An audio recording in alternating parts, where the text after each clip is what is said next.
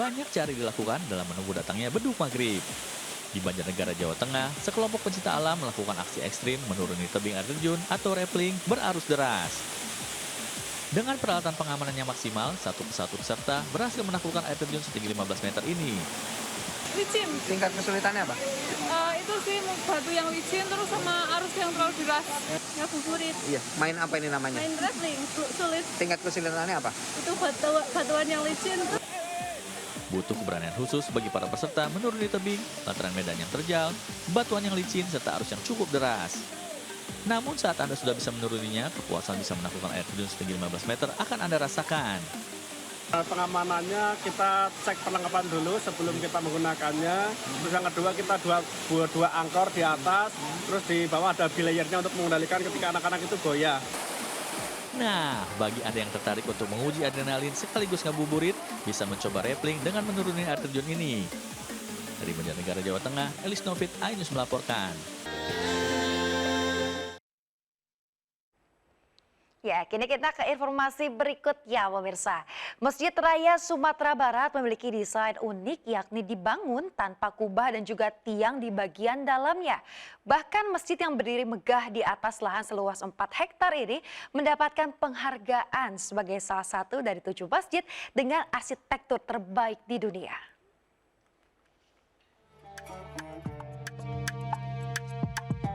Tak serupa masjid pada umumnya, Masjid Raya Sumatera Barat ini justru tidak memiliki kubah. Berdiri di atas lahan 4 hektar dengan luas bangunan 18.000 meter persegi, masjid dibangun dengan menelan biaya hingga 330 miliar rupiah. Bagian atapnya memiliki desain rumah gadang dengan 4 sudut lancip khas budaya Minangkabau. Sedangkan bangunannya berbentuk gonjong dan dirancang dengan memadukan aspek tradisional dan kebudayaan Islam modern. Selain itu, desain masjid juga dirancang berdasarkan 3 simbol kehidupan, yakni mata air, bulan sabit, dan rumah gadang. Sementara itu, interior masjid tanpa tiang di bagian tengahnya, serta mihrab menyerupai Hajar Aswad dengan dihiasi ukiran Asmaul Husna. Tidak hanya unik dan indah, masjid ini bisa menampung sekitar 20.000 jemaah.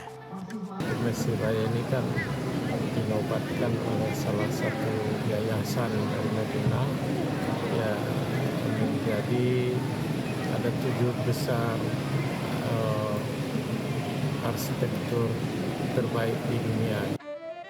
Keunikan fungsi masjid serta ditambah keindahan desain yang ditampilkan menjadikan mahakarya Rizal Muslimin ini menjadi destinasi menarik untuk dikunjungi. Dari Padang, Sumatera Barat, Budi Sunandar, iNews melaporkan.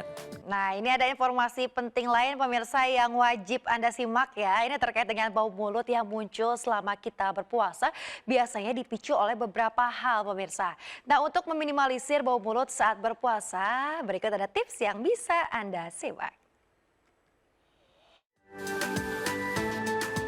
Bau mulut saat berpuasa pasti bikin gak nyaman. Nah, berikut ada tips pencegah bau mulut saat berpuasa. Pertama, minum air putih 2-3 liter per hari saat sahur atau berbuka. Kedua, gosok gigi, gosok lidah, dan gunakan obat kumur. Ketiga, hindari makanan berbau tajam. Keempat, tidak merokok saat berbuka dan sahur. Kelima, hindari tidur terlalu lama karena bisa memicu bau mulut yang tidak sedap. Aduh, masih lama pemirsa nih waktu berbuka puasa. Tapi memang momen berbuka ini menjadi momen yang paling ditunggu saat kita berpuasa. Nah, untuk Anda pecinta nasi goreng bisa mampir ke kedai makan nasi goreng yang berada di Ulekareng, Kota Banda Aceh. Selain murah meriah, Anda juga bisa nambah nasi goreng sepuasnya secara gratis. Berikut liputannya untuk Anda.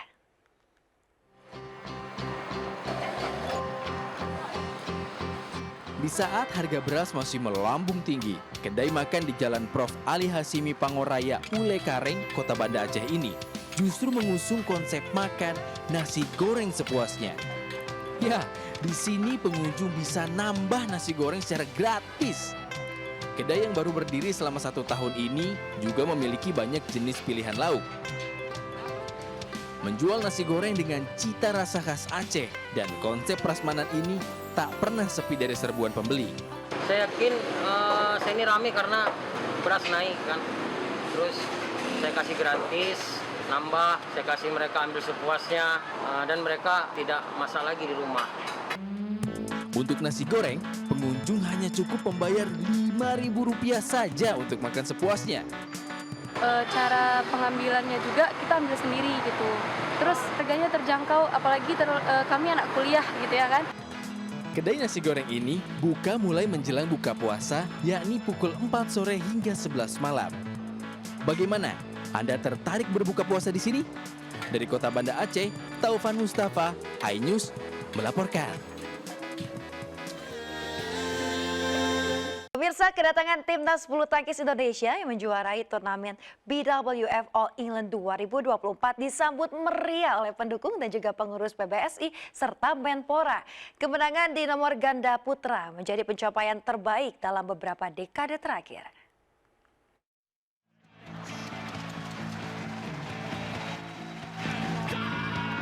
Pengurus pusat PBSI bersama Menteri Pemuda dan Olahraga menyambut kepulangan 4 atlet bulu tangkis yang menjuarai turnamen BWF All England 2024.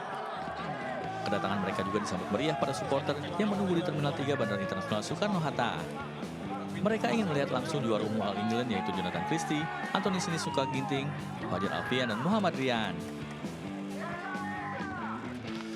Bertemunya Jonathan Christie dan Anthony Ginting pada partai final All England menjadi sejarah baru bagi PBSI. Semoga pencapaian di All England ini menjadi momentum kebangkitan bulu tangkis Indonesia di masa depan. Sementara itu, kemenangan di nomor ganda putra merupakan pertama kalinya sejak 30 tahun dan pencapaian terbaik dalam beberapa dekade terakhir. Selanjutnya, PBSI akan mempersiapkan para atletnya mengikuti turnamen Paris pada bulan Juli mendatang. Dari Tangerang, Banten, Hasnugara, iNews melaporkan.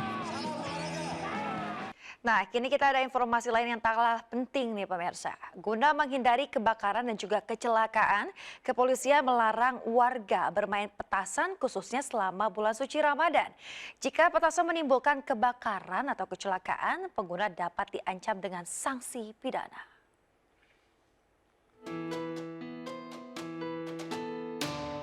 Permainan petasan memang identik dengan bulan Ramadan. Anak-anak hingga orang dewasa biasanya memainkan petasan di sela-sela kegiatan Ramadan, seperti selepas sahur dan selepas berbuka puasa. Terlepas dari keasikan bermain petasan, ternyata petasan juga memicu sejumlah peristiwa seperti kebakaran hingga kecelakaan. Fungsi petasan kini juga banyak beralih, salah satunya dijadikan senjata bagi para pelaku tawuran hingga menimbulkan korban luka. Baru-baru ini, polisi menyampaikan adanya ancaman pidana bagi para pelaku yang bermain petasan khususnya pada bulan Ramadan. Polisi menyebut ancaman pidana dilandaskan pada daya ledak yang ditimbulkan petasan, rendah, sedang, atau tinggi. Menanggapi ancaman pidana bagi para pemain petasan, sebagian warga mengaku setuju. Selain memicu kebakaran dan kejadian lainnya, petasan juga sangat mengganggu warga yang tengah beribadah di bulan puasa.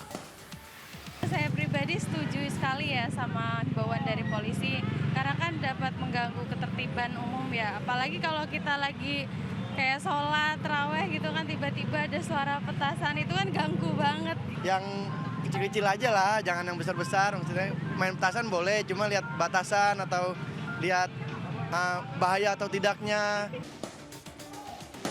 Semoga saja dengan adanya ancaman pidana membuat warga berpikir 2 kali jika ingin bermain petasan. Karena tidak hanya berbahaya, suara petasan juga mengganggu kehusukan dalam beribadah di bulan Ramadan. Tim Liputan iNews melaporkan.